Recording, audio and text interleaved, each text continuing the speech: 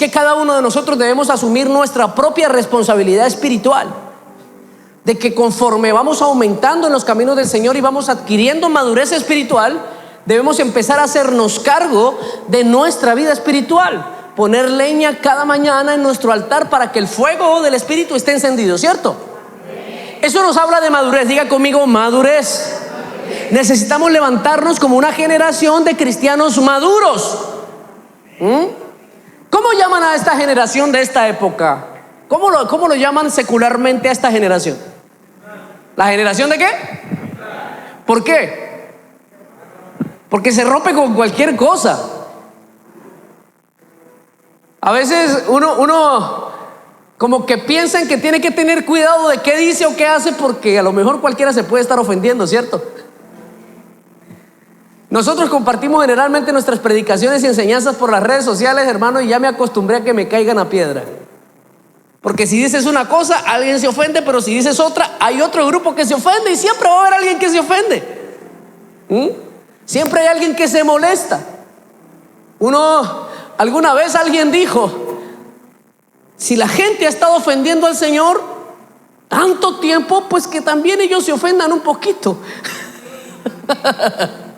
Porque la palabra de Dios no viene para que nosotros nos sintamos bien. La palabra de Dios viene para que nosotros seamos confrontados y formados conforme al diseño de Dios. Y a veces eso implica confrontación. Por eso necesitamos ser una generación diferente. Diga conmigo, diferente. Nosotros no podemos ser como la generación de este mundo. Jesús dijo: están en este mundo, pero no son de él. ¿Sí? Entonces nosotros no podemos caminar conforme a los diseños del mundo, sino que tenemos que caminar conforme a los diseños de Dios. Y lo que la Biblia nos enseña es que la iglesia que Cristo levantó no fue una iglesia de cristal. Fue una iglesia valiente, fue una iglesia fuerte, fue una iglesia aguerrida. Entonces, si esa iglesia fue la que levantó Cristo, ¿cómo debe ser la iglesia de hoy? Debe ser una iglesia fuerte. Dígale al que está a su lado: tú tienes que ser fuerte. ¿Sabe qué dice la Biblia? Diga el fuerte, diga el débil. Diga conmigo: fuerte soy. Amén. Nosotros necesitamos levantarnos en esta temporada como una iglesia a prueba de balas, como una iglesia que resiste, como una iglesia que lucha, como una iglesia que permanece, como una iglesia que persiste. Dígale al que está a su lado, dígale: tiempo de madurar. Escuchen, la iglesia que va a ganar la batalla no es la iglesia que se ofende porque el pastor no lo miró bonito. La iglesia que va a resistir la batalla no es la iglesia que se ofende o se molesta porque un servidor no lo saludó. La iglesia que va a resistir la batalla no es la que se molesta porque el pastor, el servidor lo hizo sentar en las filas de adelante y se quería sentar en las filas de atrás. Ese no es el tipo de iglesia que Jesús plantó. El tipo de iglesia que Jesús plantó fue una iglesia resistente. Yo le recomiendo a usted, léase el libro de los Hechos de los Apóstoles. Es un libro fascinante donde tú ves la pasión y determinación que tenía la iglesia naciente. Usted sabía que en los primeros años la iglesia era perseguida, pero no era perseguida para hacerla sentir mal y ofenderla, no, era perseguida para matarla. Mucho de lo que predicamos del apóstol Pablo, pero el mismo apóstol Pablo, siendo Saulo de Tarso, era un persecutor de la iglesia, cuyo propósito principal era destruir a la iglesia que nacía. En pocas palabras, era un asesino de cristianos. Y en ese entorno hostil y difícil nació la iglesia de Jesucristo. Entonces, como si tenemos una simiente tan fuerte y tan valiente, nos hemos convertido en una iglesia tan frágil. No sé si usted lo recuerda. Aquí hay alguien que tenga de pronto 10, 15 años de estar en el evangelio, 20 años, levante su mano. Los únicos viejos somos nosotros. Escuche, si usted hubiera hecho esta pregunta 10 años atrás o 15 años atrás, toda la iglesia hubiera levantado la mano. Y te voy a explicar por qué. Porque antiguamente los cristianos permanecían.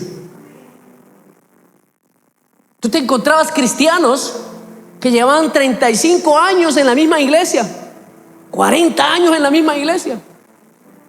Hoy tú te encuentras, y sé que tú me lo vas a confirmar, hoy tú te encuentras cristianos que no llevan 2 años de convertidos y han estado por lo menos en 3 iglesias diferentes. ¿A causa de qué? A causa de que nos dejamos permear de lo que enseña el mundo. Y de alguna manera nos hemos puesto frágiles. Y no entendemos, escuchen, no entendemos que los ataques del enemigo son para hacernos menguar a nosotros en el camino del Señor. Por eso el enemigo trae el chisme, la murmuración, la ofensa, las ofensas no resueltas en el corazón del creyente. Si usted se va a encontrar, la gran mayoría de personas que se van de las congregaciones se van por una ofensa en su corazón.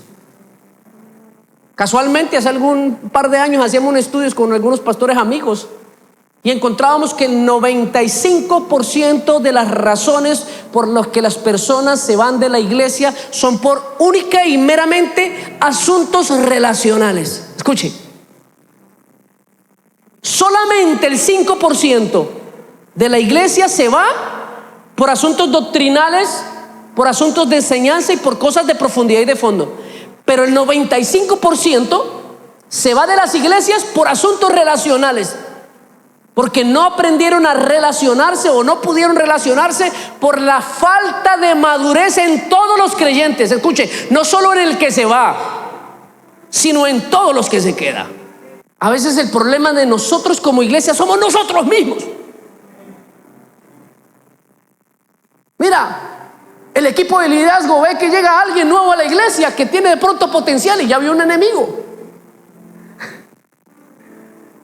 El cristiano que viene herido de otra iglesia dice, aquí estoy viendo los mismos comportamientos que vi en la otra iglesia, aquí también me van a herir. Y de alguna manera andamos pensando en que en algún momento vamos a ser afectados, en cómo nos van a dañar, en cómo nos vamos a molestar, en cómo nos vamos a ofender, y no prestamos atención a lo principal, a que estamos en una guerra espiritual. El éxito de la iglesia primitiva es que ellos tenían claro que tenían a todo el sistema en su contra y estaban dispuestos a levantarse y servir como iglesia a pesar de que todo el sistema estaba en contra de ellos. Nosotros tenemos un pequeñito error, amados. Estamos creyendo que el venir a la iglesia es venir para sentirnos bien. Y aunque eso de alguna manera es parte del paquete, porque estando en Dios vamos a estar bien, no es la razón por la que venimos. Y yo quiero que usted observe junto conmigo cómo la iglesia primitiva se levantaba en un entorno extremadamente hostil. Pero también quiero que usted vea cómo era la reacción de la iglesia a pesar del entorno tan hostil en el que ellos se levantaron. Quiero que usted me acompañe. Hechos capítulo 14, verso 19 al 23. Amén. Y mira lo que dice la Biblia. Entonces vinieron los judíos de Antioquía y de Iconio, que persuadieron a la multitud, y habiendo apedreado a Pablo, lo arrastraron fuera de la ciudad pensando que estaba muerto. Pero rodeándole los discípulos, se levantó y entró en la ciudad. Y al día siguiente salió con Bernabé para Derbe, y después de anunciar el evangelio a aquella ciudad y de hacer muchos discípulos, volvieron a Listra, a Iconio y a Antioquía, confirmando los ánimos de los discípulos, exhortándoles a que permaneciesen en la fe y diciéndoles: es necesario que a través de muchas tribulaciones entremos en el reino de Dios. Y constituyeron ancianos en cada iglesia, y habiendo orado con ayunos, los encomendaron al Señor en el quien habían creído. Mira qué tremenda iglesia. Escuche, Pablo entra a Antioquía. Están por Antioquía, están por Listra, empiezan a predicar. Estando en medio de la predicación se levantaron enemigos. Diga conmigo, enemigos. Dígale al que está a su lado, se te levantarán enemigos. Muchos. Incluso se te levantarán de los tuyos, te levantará gente de tu familia, se te levantará gente de tu propia congregación, se te levantarán gente cristiana también en tu contra. Los enemigos se van a levantar y tú no vas a ver de dónde se van a levantar, porque el enemigo utilizará al que se deje utilizar para intentar hacerte daño. Mira, amado, el enemigo puede usar a tu esposo, puede utilizar a tu esposa, puede utilizar a tus padres si se dejan usar para intentar hacerte daño. Lo que te tienes que preguntar es: ¿yo qué voy a hacer?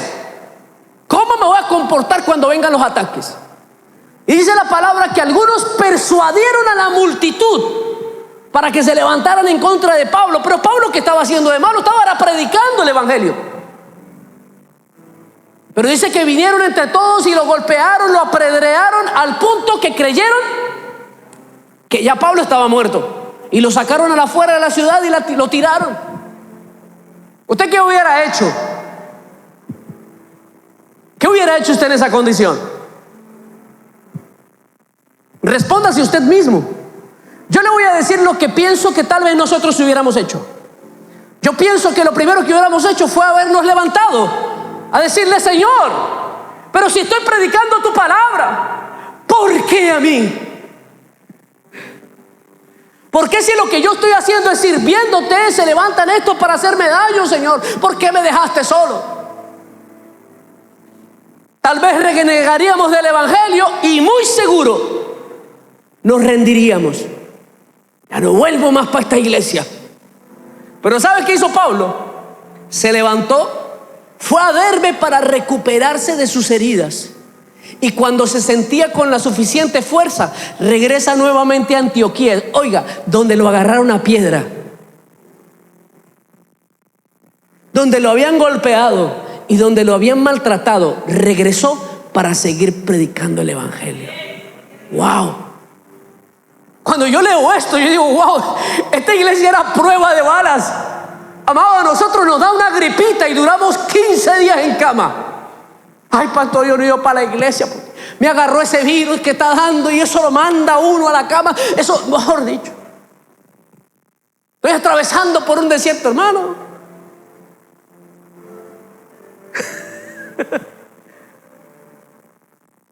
Menguamos en la fe por cualquier tontería.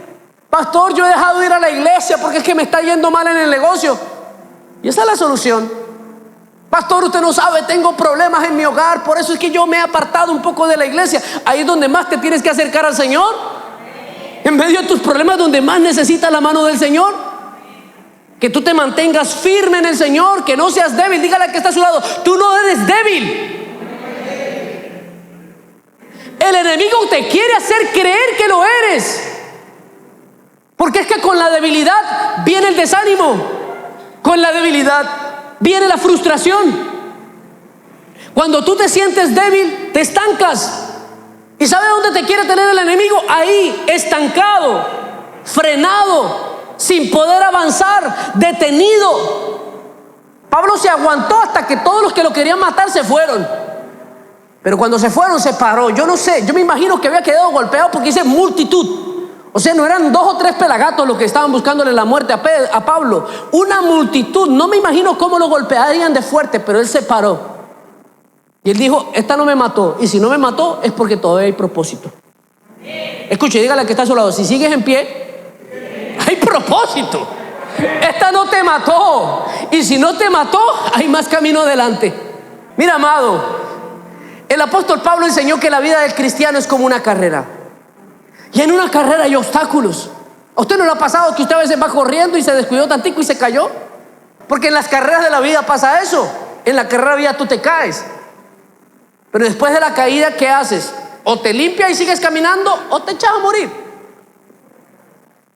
El asunto es que si te echas a morir, ahí te quedas estancado en ese punto de la carrera. La única forma de avanzar es levantarte. Mira, amado, ¿te hicieron daño? Límpiate. Algo en lo que el Espíritu Santo trabajó en mí a nivel personal fue en la capacidad de perdonar. Porque entendí en la capacidad de perdonar una clave para no estancarme. A mí me hacen algo, la lloro y al otro día, pa'lante. El éxito de nuestra relación de pareja: nos matamos, en la noche nos perdonamos. Se salvaguarda ella, me salvaguardo yo. Porque la Biblia dice que no se ponga el sol sobre vuestro enojo. Se acaba el día después de pronto tuvimos alguna discusión o alguna diferencia. Mi esposa, así como, ¿usted ha visto esos perritos chihuahua que sacan las muelas así? Pero así me da el besito. Buenas noches. Cerramos el día con ese episodio. Ya tenemos un nuevo amanecer siguiente y podemos seguir avanzando. Hay parejas que llevan 3 años peleando por lo mismo. Hay parejas matándose porque un día duraron hasta las 3 de la mañana porque el esposo tiró las medias y no las quiso recoger. Y la esposa, yo tampoco se las recojo. Recójala usted, no, recójala usted, no, que la recoja usted. 3, 4 de la mañana y las medias siguen tiradas en el piso y ninguno se ha acostado a dormir.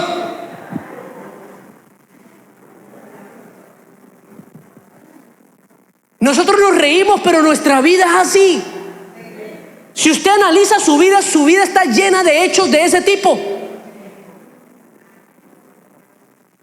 Hay gente que lleva 4 años viniendo a la iglesia y siempre se va a sentar en esta fila, porque hay una hermanita que le cae mal que se sienta en esta.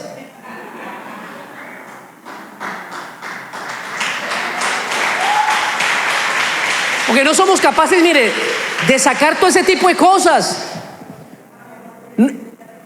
Y escuche, nosotros creemos que eso es fuerza, nosotros creemos que eso es fortaleza, pero eso realmente es debilidad. Somos débiles, frágiles. No somos capaces de sobrevivir a eso. Mira, amado, si yo le contara las estocadas que me han dado a mí en la vida, que ha sido para matarme, y yo te puedo decir con tranquilidad que con todas las que me han hecho, no odio a ninguno de ellos. Yo sé que hay gente que está haciendo oraciones para que todo lo mío fracase. Yo estoy orando para que Dios los prospere a ellos.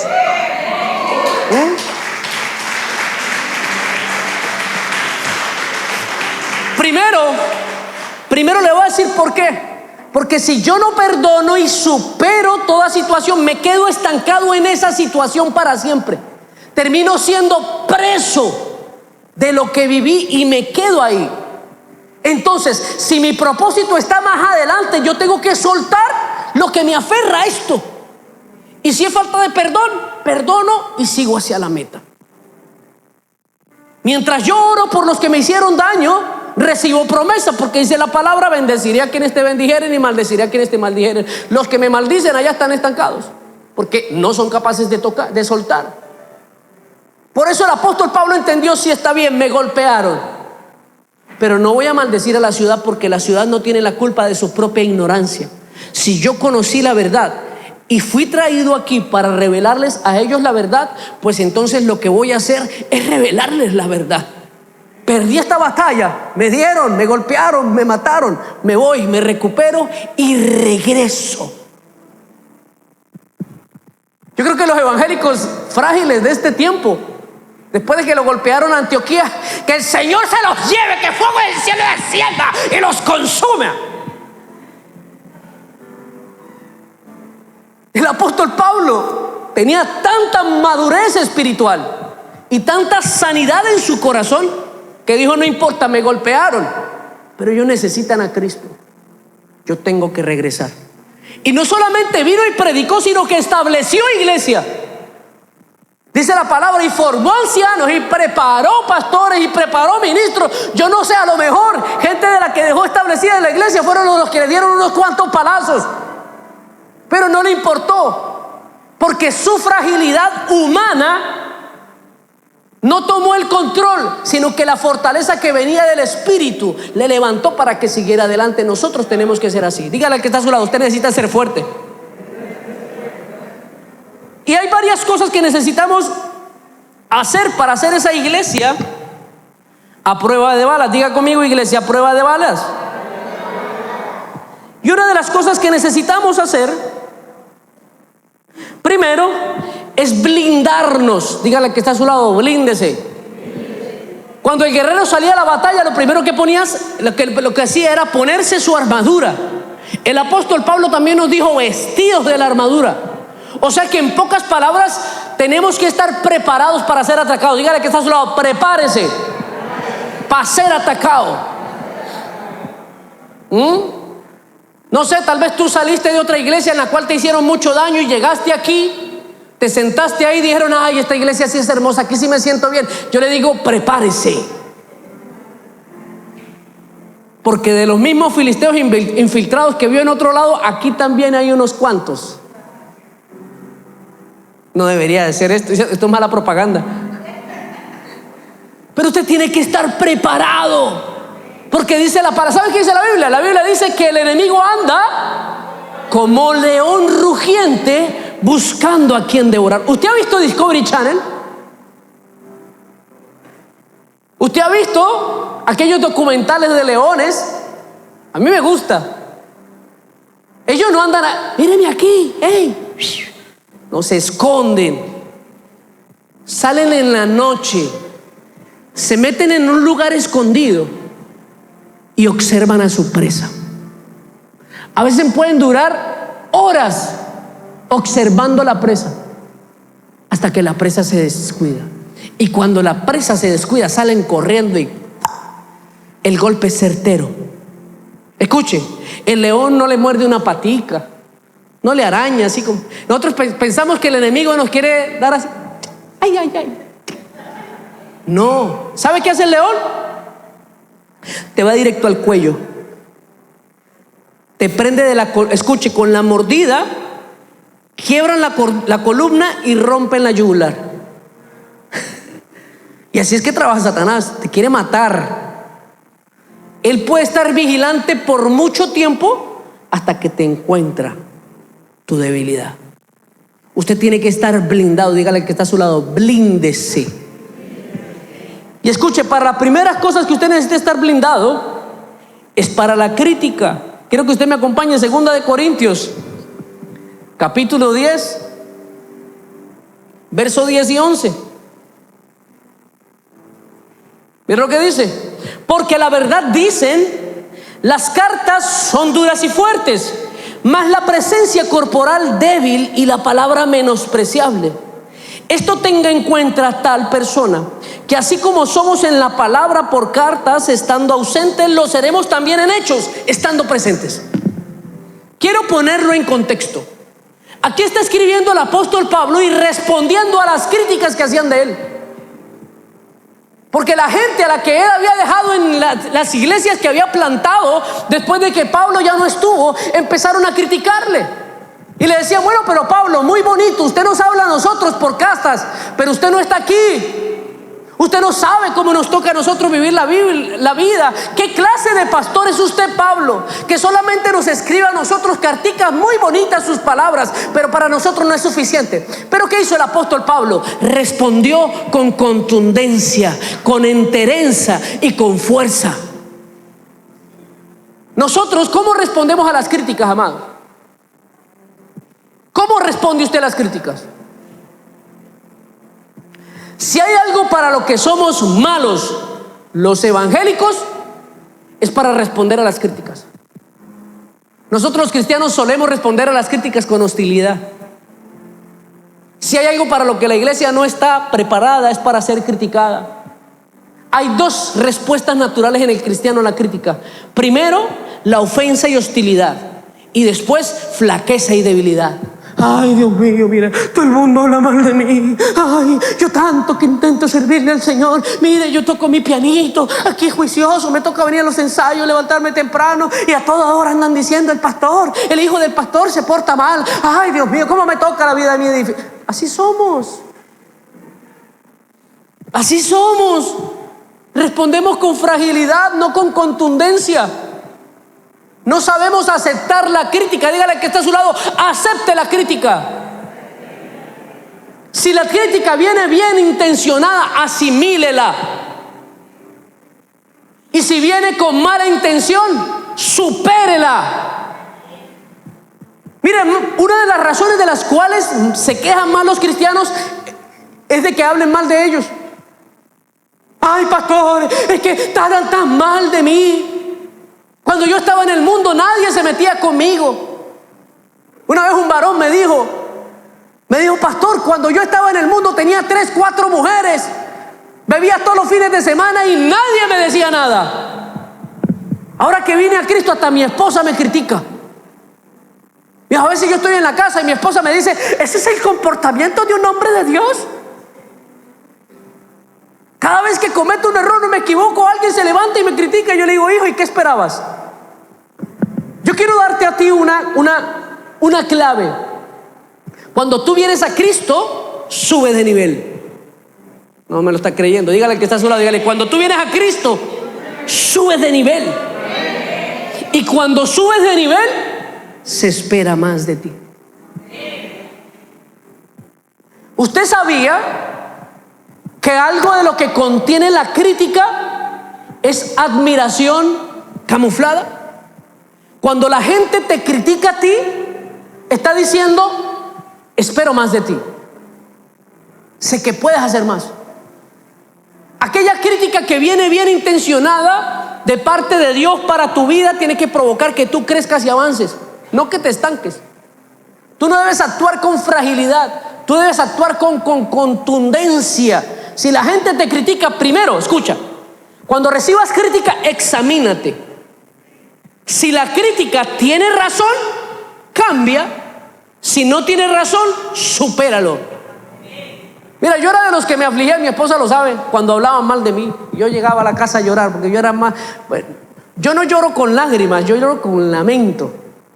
Y yo llegaba a la casa a lamentarme y yo decía a mi esposa, ay, mira, tanto que yo hago en la iglesia, tanto que hago yo por la gente. Y mira, fulanito anda hablando mal de mí, fulanito está diciendo esto, menganejo está diciendo, mira, tanto que yo le ayudé a fulano y fulano se levantó en contra de mí. Y quéjeme, hasta que un día Dios me dijo, ¿por qué te quejas tanto, Alexis? Todos los que hablan mal de ti, los que se levantan para chismear en contra tuya, lo que están haciendo es hacerte que tú seas más conocido.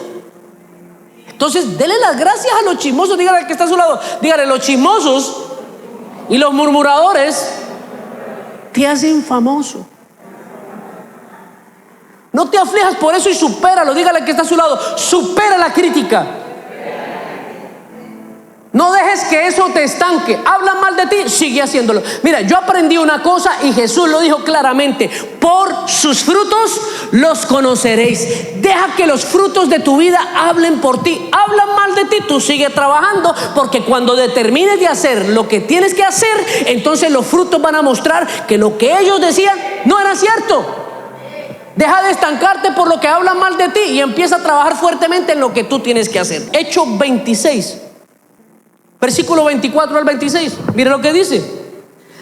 Diciendo él estas cosas en su defensa, Festo a gran voz le dijo: estás loco, Pablo, las muchas letras te volvieron loco. Mas él dijo: no estoy loco, excelentísimo Festo, sino que hablo palabras de verdad y de cordura. Pues el rey sabe estas cosas, delante de quien también hablo con toda confianza, porque no pienso que ignora nada de esto, pues no se ha hecho esto en algún rincón. Escuche, está Pablo frente al rey Agripa, está siendo acusado frente al rey. Se levanta alguien muy influyente llamado Festo a burlarse y a criticarlo. Le dice: Pablo, tú estás loco. Tanto estudiar Biblia lo volvió loco. ¿A cuántos evangélicos no le han dicho eso? Usted leer la Biblia lo volvió loco. Pero ¿cuál fue la respuesta de Pablo? Pregúntese si nosotros como cristianos respondemos así a la crítica, a la burla. Mira la respuesta tan tranquila y calmada: excelentísimo Festo. Yo quiero que se imagine la escena. Y quiero que se imagine la cara de Festo, que está ofendiendo, maltratando a Pablo, y Pablo le responde con una entereza y sabiduría: excelentísimo Festo, no estoy loco, sino que he adquirido un conocimiento que tal vez tú no tienes.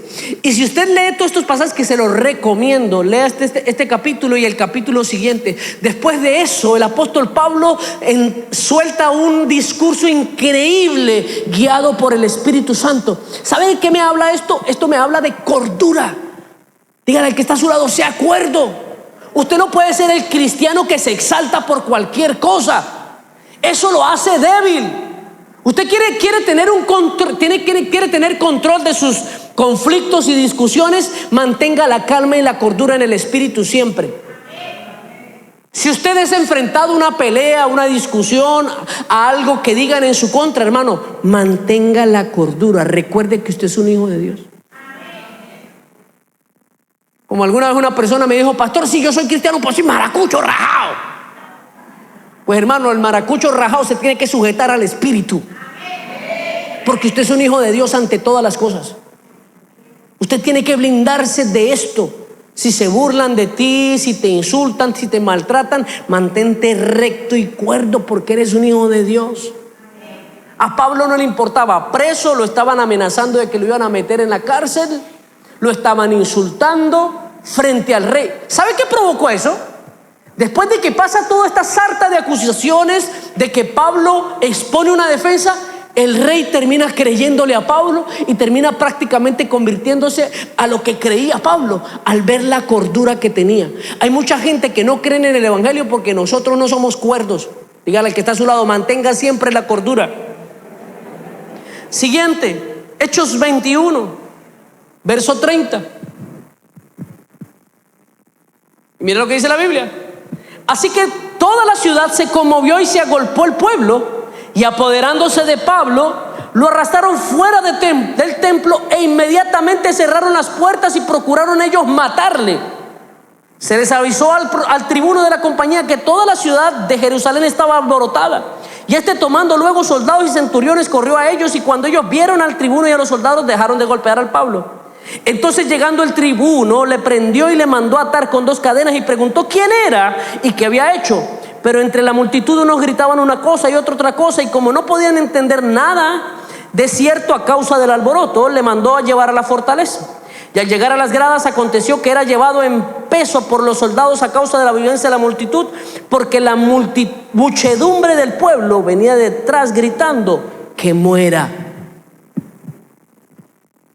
Pablo fue resistente a la persecución, al punto de que muchas veces lo querían matar. Mire, amado, nosotros, yo no sé qué estaremos pensando de la vida cristiana. Creemos que va a ser un camino de rosas, pero siempre van a venir dificultades. Al apóstol Pablo lo persiguieron una vez, lo superó, pero ahora lo volvieron a perseguir y siempre procuraban matarle. Pero ¿qué hacía él? Se mantenía firme. Después de esta persecución para querer matarle una vez más, cuando él está con los soldados romanos, le dice: esperen. Yo no necesito que me rescaten, yo necesito que ustedes me dejen hablar.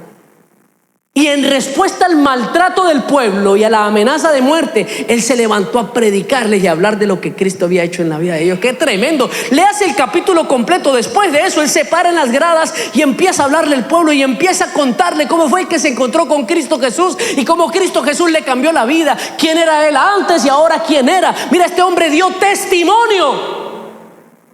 ¿Usted qué hace cuando lo quieren matar? Hermano, nosotros a veces yo soy manso pero no menso, y sacamos la rula. ¿Cómo es que nos toca aquí? Dígale al que está a su lado, dígale: tú eres un testimonio vivo. No sea frágil. Aprenda algo, y ya con esto voy a cerrar. Usted no tiene enemigos. El único enemigo que usted tiene es el reino de las tinieblas. Todas las demás personas que se levantan en contra de ti simplemente son instrumentos del enemigo para querer dañarte. No son tus enemigos, son instrumentos de Satanás para dañarte. Entonces no veas a los demás como enemigos, sino como alguien que se está dejando utilizar para querer hacerte daño. Pero ellos también necesitan conocer a Cristo. ¿Y cómo lo van a conocer? A través de tu testimonio. Imagínate o piensa por un instante cómo era la cara de la gente que yo estoy dándole palo a este caballero y él me quiere mostrar a mí un nuevo y mejor estilo de vida. ¿Por qué él me sigue predicando? ¿Por qué él me sigue hablando? ¿Por qué él me sigue intentando llevar a ese camino? Debería odiarme. Pero Pablo no odiaba a sus persecutores, sino que sentía misericordia y les hablaba y les enseñaba con el ejemplo de lo que Dios había hecho en su vida. Esa es la clase de cristianos que tenemos que ser. Cristianos a prueba de balas. Quiero que se ponga sobre sus pies. Aleluya.